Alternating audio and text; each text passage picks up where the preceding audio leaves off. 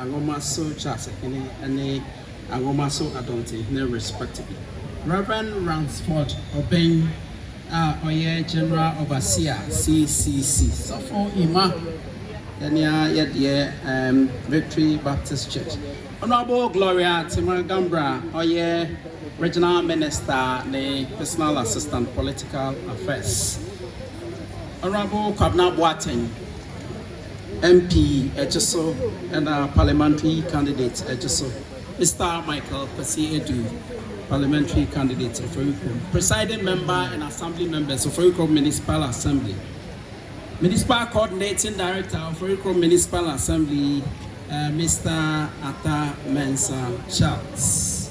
Kojong Kansa Louis, Unveil and Mpenyimfwa Eba Echwe Nyina. Bambo for Mpenyimfwa Abakaya. Titi Aya Wahayana, Wapam, Dina, Comtok, Phantom, may acknowledge Iwi Mede and Chiashonko Ifri of Ofurukom Municipal Assembly, any Ofurukom Member of Parliament, our Honorable Dr. Emmanuel Mafu.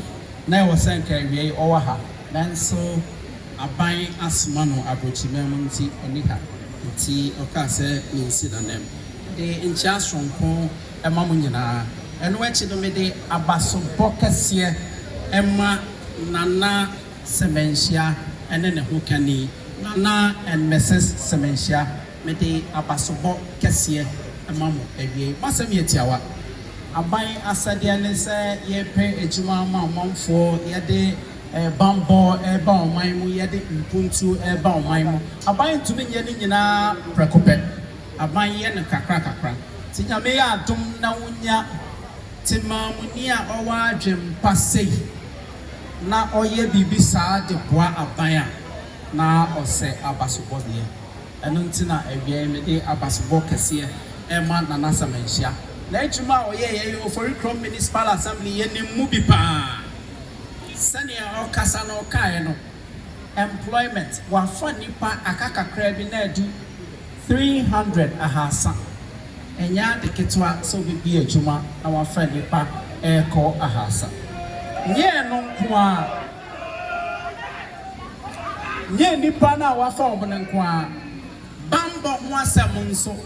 Wayepi Saushe police post ewaha amakron wakane ne wahano police station ewahana amakane na kronwa ewahane basabasa ewahano eswati nyanu kwa oye adwuma wie ye no se bamba honsam no esum eboa krono ene basabasa tisa wo pesa obamba sam kwa animu a Unya a high pump body.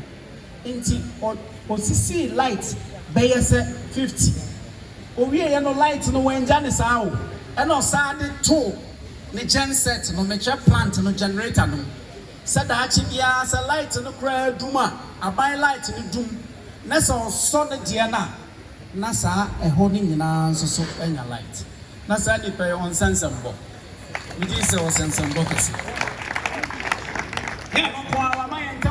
Kama and saying the municipal environmental unit no omo beti na ntwie na say ebunum ewa ha yesi baby a yakopon want to the body no abon sound to the go bi akosho oya ade fefe say no na osaifo ne bambo ayi omambofo no susu di achi tu betwa ne agyan na ntwie no na wo ma be gyan wo na yagu ha oba wasi o se mama o ma na ha na obi di na chi mesi na obi di na chi no na ntwe no oja na nan gu ho no o sesai no aye ni hu ta enti wo mu ansabio ya fruit ya pa na ye pia o no so o mo twi o mo kofo no mesre o mo nyina saade no o mo nyai na emboa sanse nipa e kwa hasan sanya sa dwumadi ya wo ye ya ne nyimi sanka sankofo no ko mo nsakọ nana yanso ye bohye ne se efitin na akoi uhwese ne ekwan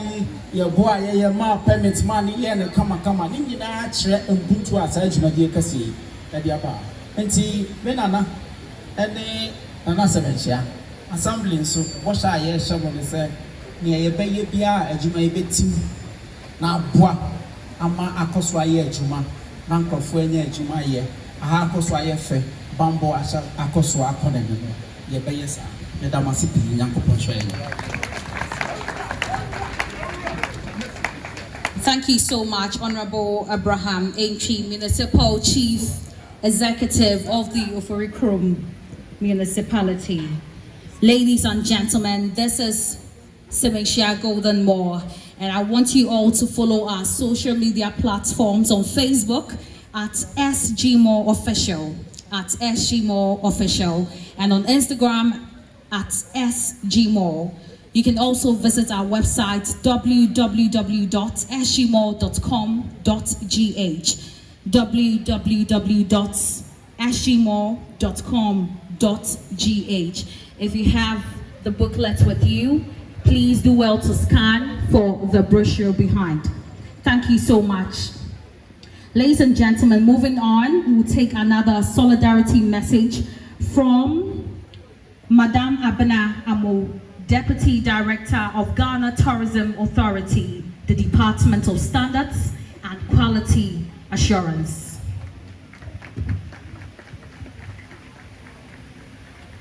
Thank you very much, Madam.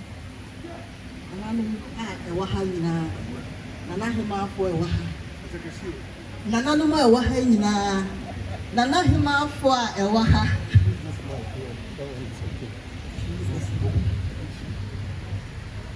Nana Numa Ewaha, Nana Hemaa for Ewaha.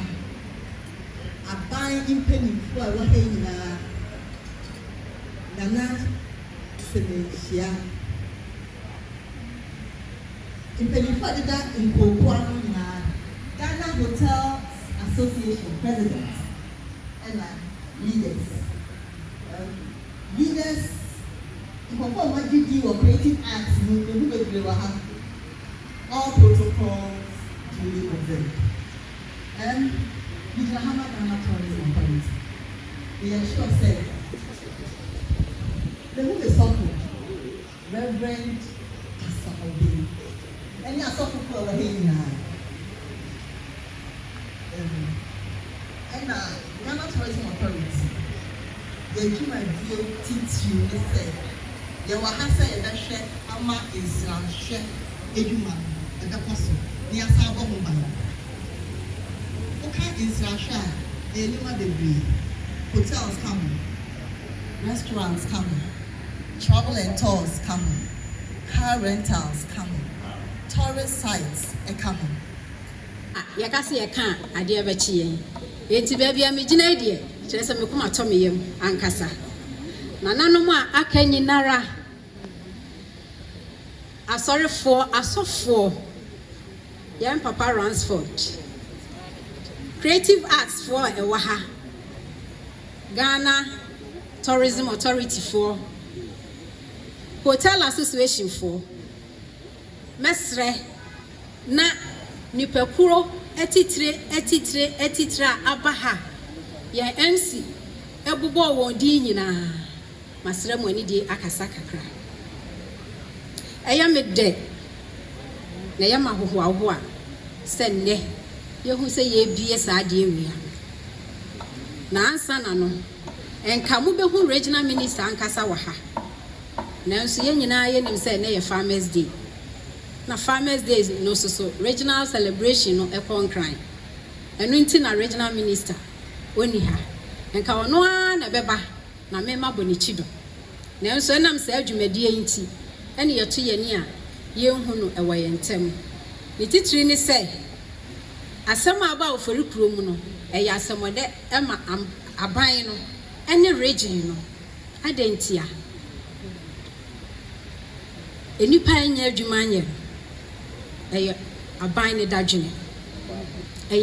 dadwene kese si ebenya adwuma ama ne titiri ye mabunu aye enti se yenya ankrankre ewo man mu no nya da ye son na nya meto ne nsem ne si abonte a asa nipa aban ne de so ne se enti enanka mira Simon was saying nkɔɔde ahoteka soronko ɛba abɛgyina ha na wate adwumadie yɛ akyi ama yɛwura samanhyia wahu sɛ dwumadie no yɛn nso so abɛnfoɔ so ɛho hia ɛfiri sɛ ɛyɛ biribi a ɛso bo paa ɛma yɛn anua bi a yɛate sɛ nnipa ɛyɛ adwuma wɔ ha no ɛkɔ mako 300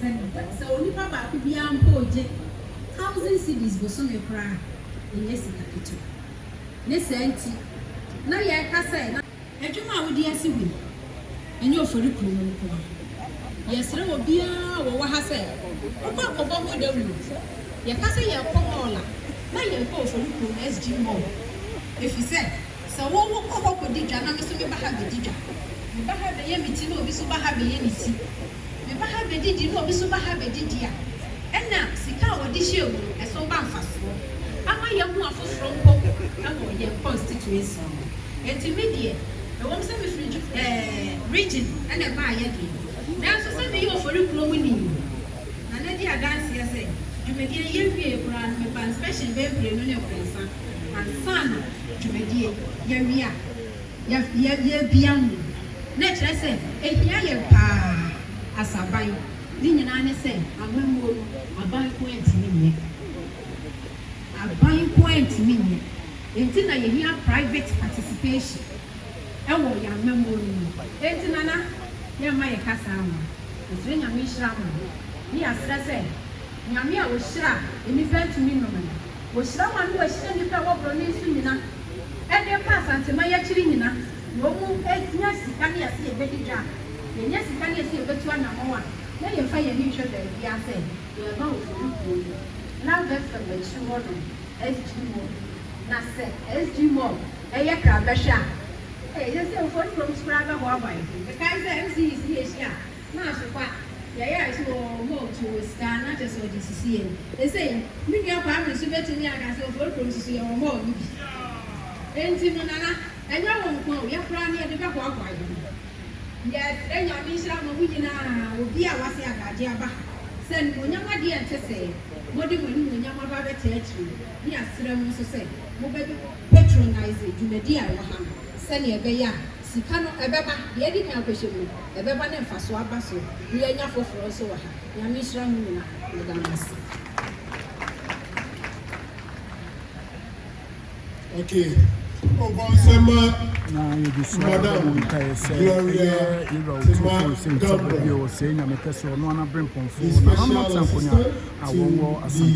Regional Minister,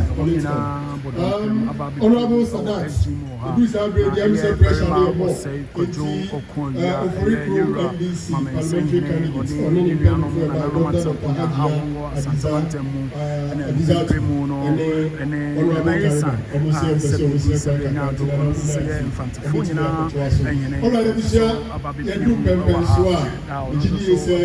probably that's the last one will be done. Right after that one, we will be ahead of us.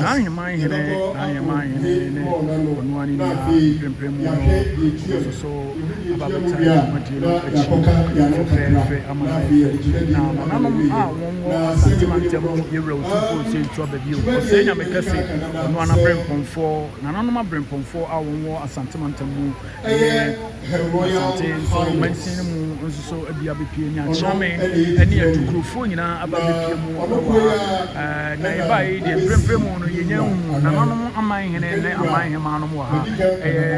Kumasi traditional council, a year, Nanum Atsankunya, Asantehene, Nanum Kumasi, Amena, in Pimpin, Onte, Sebianado, Mamrenia Mania Council. Bread we say to Yensa Efre, or Hiri Akosia Sewa, or Hina Frewo, Ayigya Hemaa, or Nanu December, but I don't think we must have again. I just said,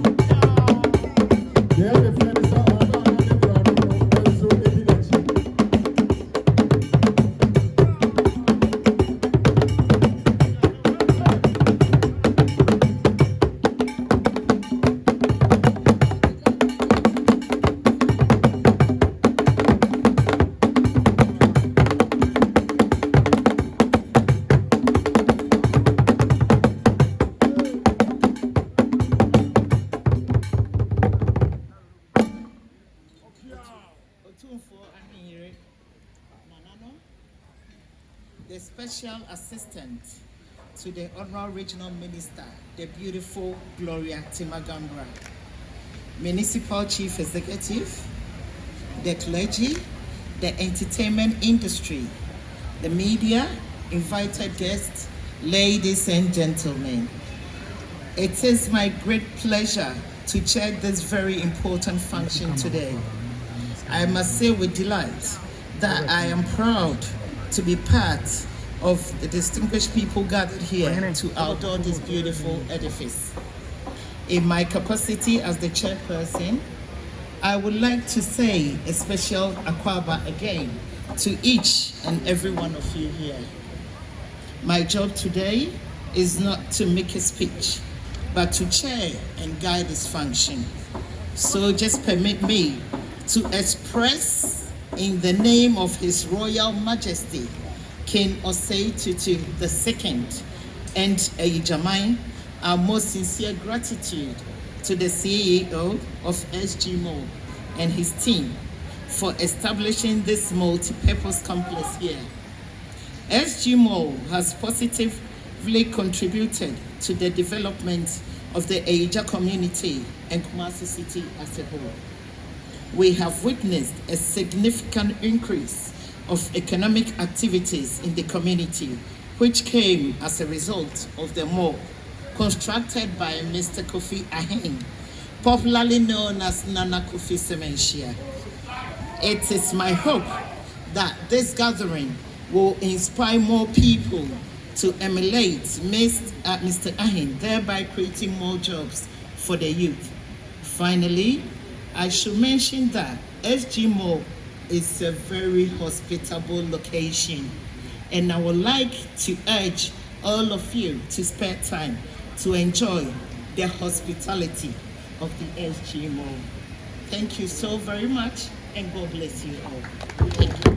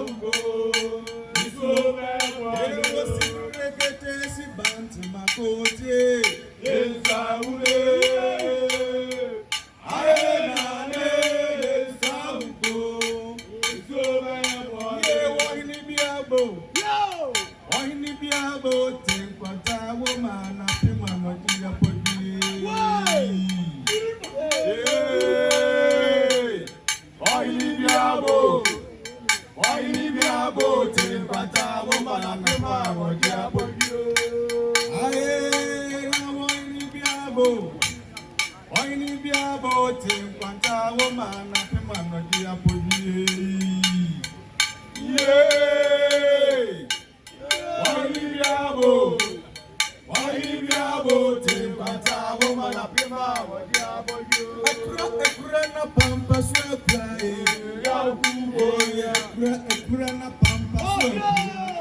Yakubo, a crana say.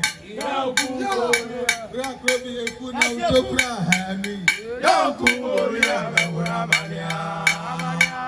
Because I was a Ramania, Obibro. I will break one sons and break good edges. I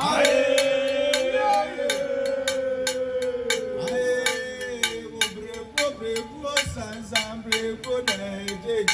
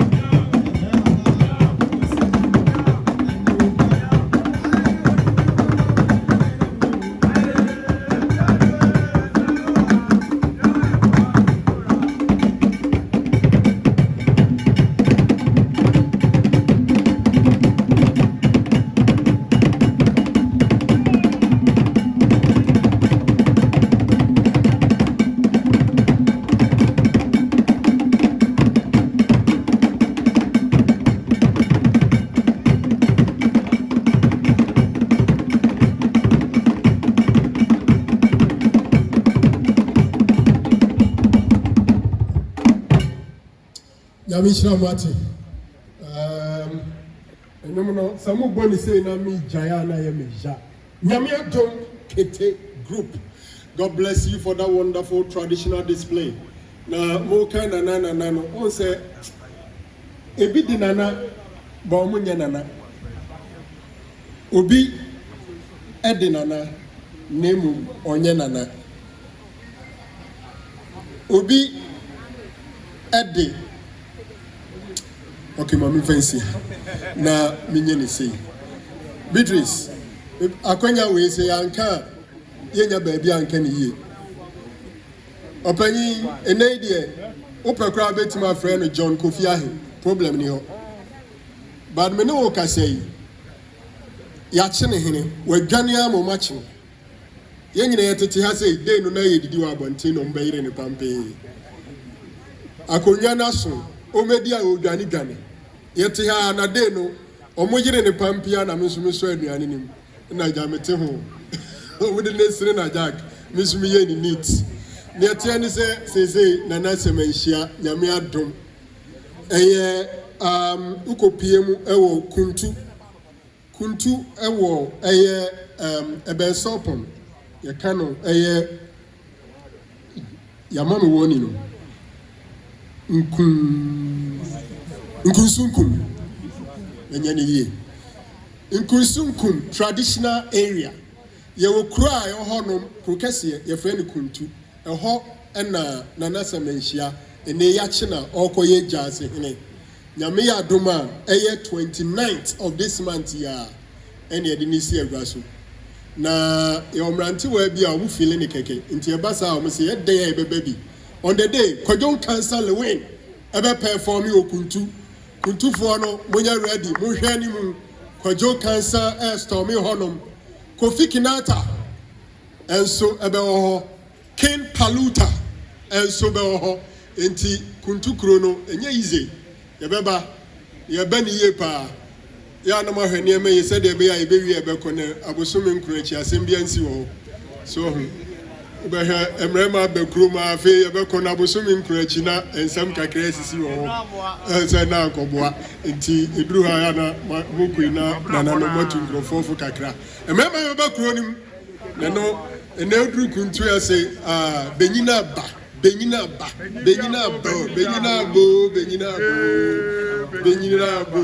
okay me pa cho asemi etiatia empempenso adrabusia ye de djumade na hade ne ba na wiye na de wachiri no mini abai de betu dwabadansa no ye hye djumade na ase no ye kan ye se otumfo yire panyin ohire yire akosua se wa ohia frem ono eni titreni de madjumade na any day kwa so media kasamude ne bema no na chairperson's closing remarks or the amaye owi ansam no bebre wachiri na afei miniaba Beatrice Azuma e de nsam na wachiri no atudwa e de amamu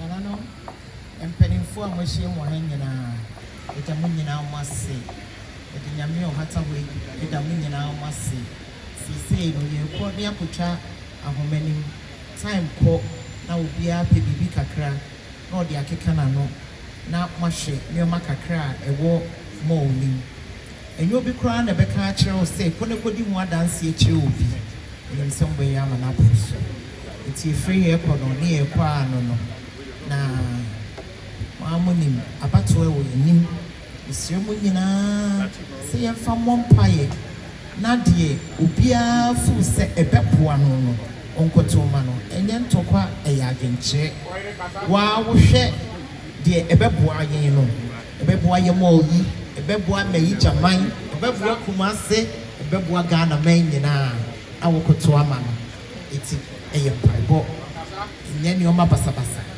na de bedija mu nyina mo no isamu ma obia fishi apa se nyankopon hwe so afese sebra ha mo besan beto ensam afrem biom na mo no ekọ na nim bebre eda mu nyina amose na pia na Hemaa Unveil no ati okay ka wrofo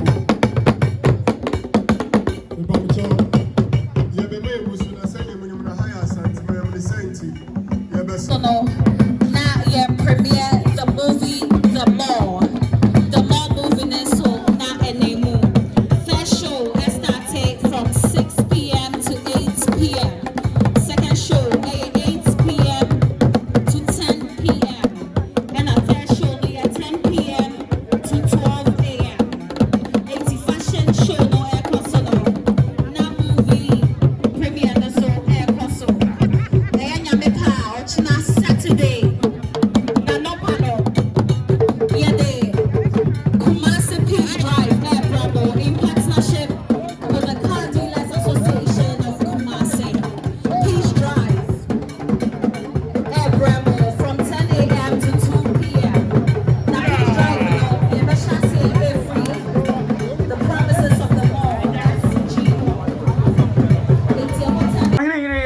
akwaba sonko kese aba Doom TV kasafonyini so ewo abefo ntenta so ewiase fa na nyina ehwe Euro 246 to ba bio sabi ebu sabi anyado Doom TV ni ntini ewo babite na yebegina na nemu so ama Asantehene nyina akwaba na yemo akwaba sonko kese so aba Doom TV so na amamani amane akwa so yebon kontene ba bepiemu ewo umpeso so ye Asantehene ntemu ye Ayigya na dwumadie bi ekoso ewo ha no mo na Doom TV yebon kontene ba bepiemu ewo ha na wadaroma ubdu din ene wakonya wodi wa Asantehene mu hanso so ebetudwa ama wiasafa na nyina eti wadaroma medasi amasepa ye fredi ohineri akosia se wo hina fro tosimi no Ayigya iradi ama me na mehweso saya hini nyina me ne pena yabada wase se yewra otumfo se to ba bi o se nyame kase ewiase nyina King Solomon ba kopa Asantehene nyina King Solomon ba kopa ohene yire na mprempremu no ye no ebaba twetwe enkomo wadaroma yebon kontene ba bepiemu ewo Ayigya eye wa wompeso aso dwumadie sonko chenchenche bi ekoso ye Doom TV yebon kontene ba ye baba faye na wadaroma SGMO yenim say ye bie ne dada enne ye baya SGMO na ye pa ho ntoma na wadaroma sai ena esi ekoye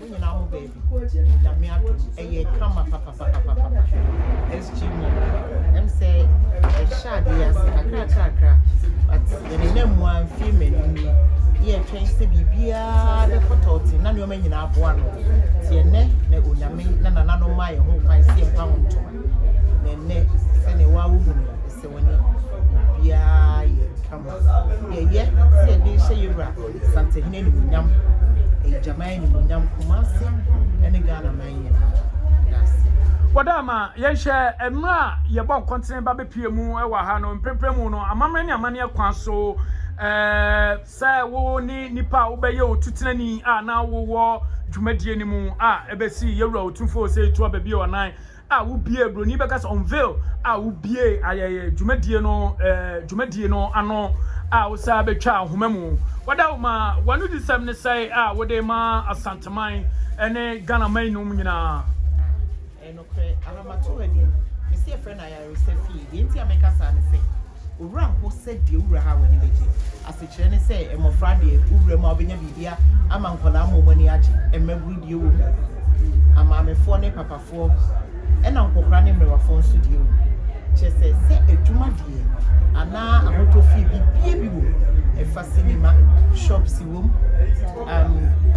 maba we discotheque wo chese bank room restaurants de na yenka bibia wo pay de bia esa wo hotel wa iti se bia ofi baby na eba ni nyina eno na broni kan say it comes in a package what you say bibia bi wo iti awo bia kese oba o rempo ho da eno ti matu ni bi se ha ya se fi iti arebo a hye so tete ne nyoma no be yo ho aduru ha wadama yenhye obubo niema no so no abambo ensoso ehyemu bi ewa ha no kwase your police station wani mu enti se wadwene ye osebia akromfo no ye wo madwen sebia ha nipa ba ha ne saye bi wi aboa your police station wani mu and yes some volunteers around 24/7 ti ha de wo yo wadwen se wo ba bedi bone dia wo na ho be kire yenhye emra mo ye sadwumadie no sabi bru yenhwe aman aban asoafo no bi mone wo mo anya nsawoso ana senkita ho die bi efa dwumadie ko yi ho wadaroma eni aman penny for ba ha because ye bi theater no on say ne Rivoli first no Rex no wan nyina eni obi enti ye friend deputy minister for I think entertainment or something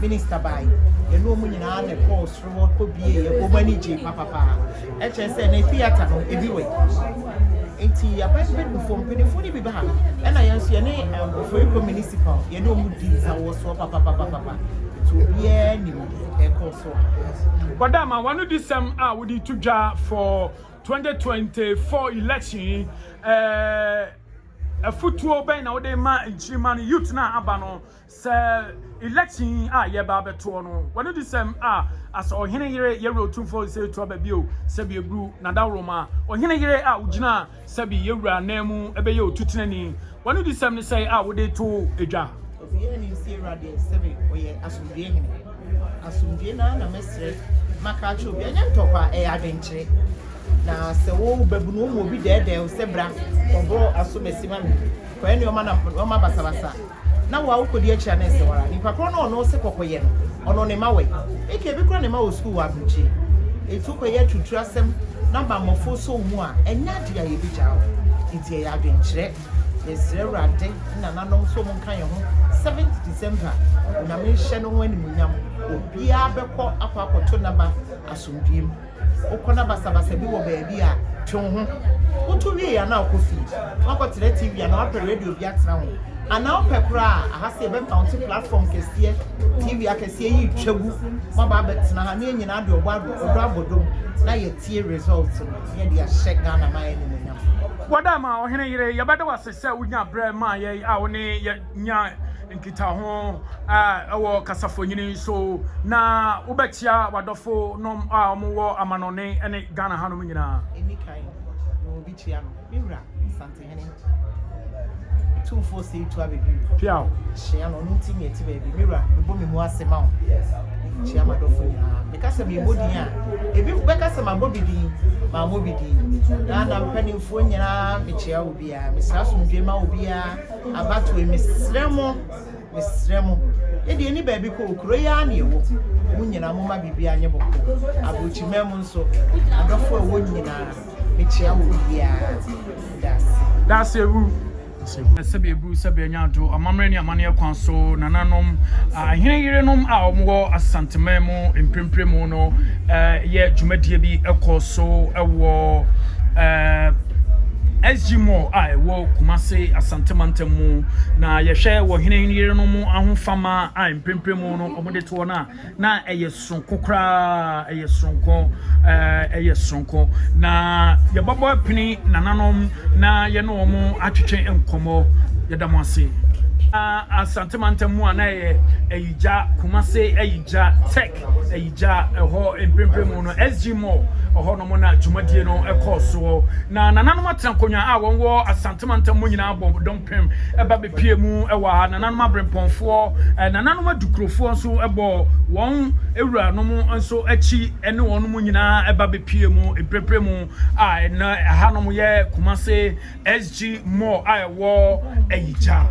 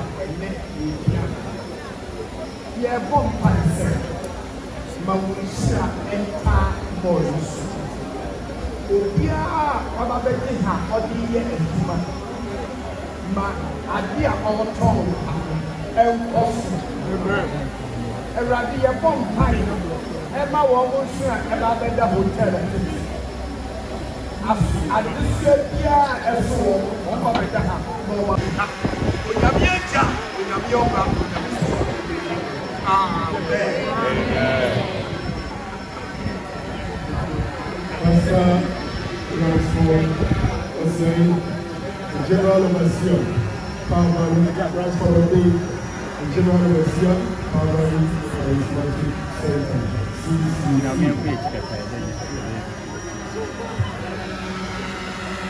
Now the official photo ceremony is being led by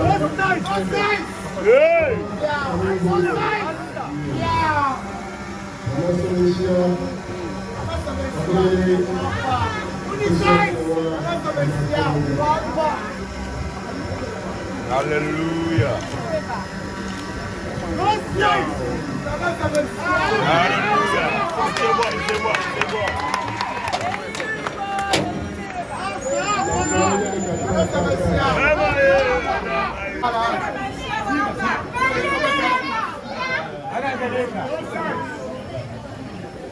Pull back, media.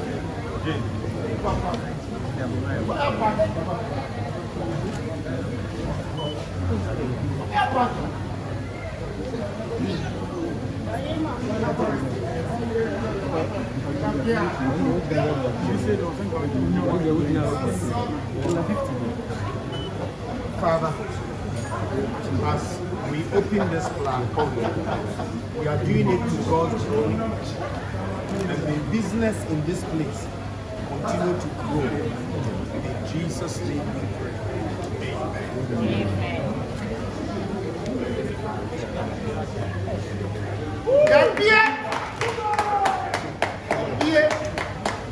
All right. SG Mall, the city's delight. This mall was commissioned by Her Royal Highness Ohenere Akosua Sewa Ohinafrel II, Hiahine and Ayigya Hemaa, and John Kofi Ahe Nana, CEO of Sementia Global Companies, on this day of our Lord, 8th November 2024. Thank you very much. Actually, I can say a cotton. You really are going to do us.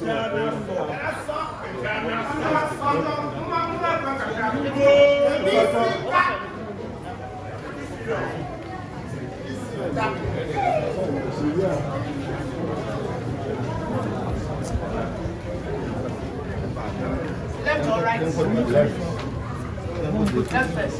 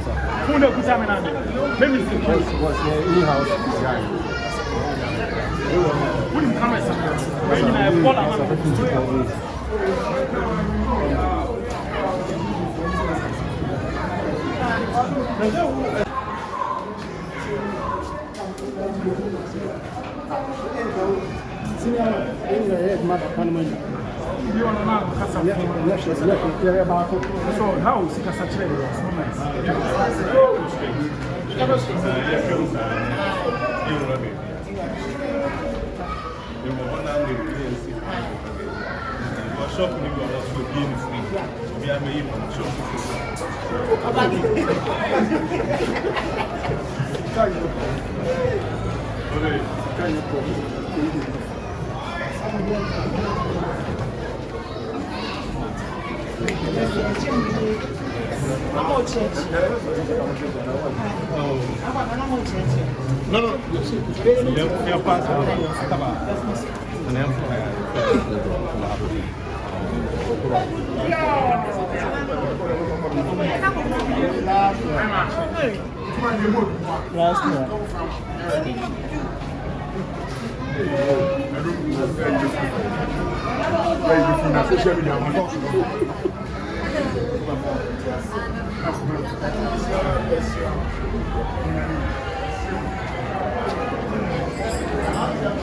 Primo very much say control yeah you right say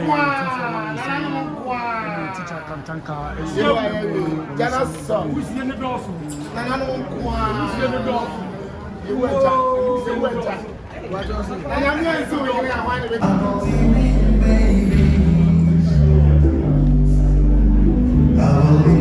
this music is not original music. This is live band. This is live band music. This is live band music. This is not the original.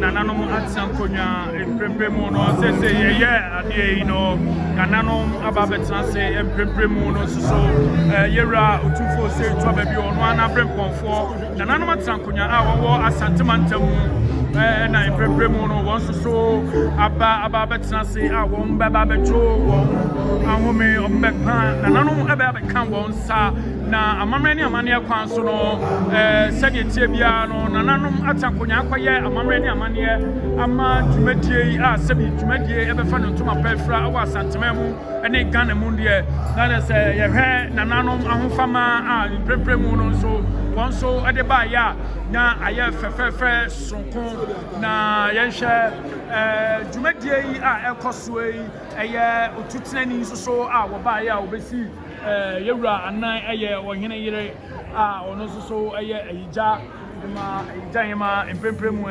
Ayigya papani ono so ene ba besi yewra otufo se to abedi o anan a amamre ni amane kwan so ode ebeto ejam